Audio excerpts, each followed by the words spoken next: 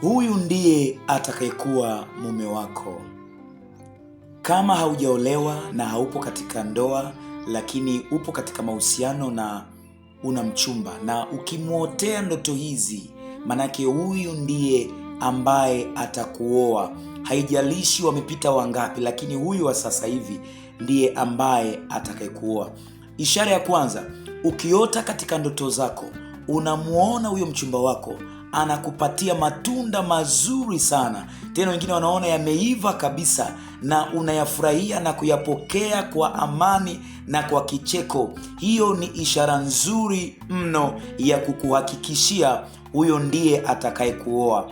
Ishara ya pili, unamuona huyo mchumba wako amekubeba katika gari na analiendesha kwa umakini mno sana, na wewe unafurahia ile safari. Hiyo ni ishara nzuri mno.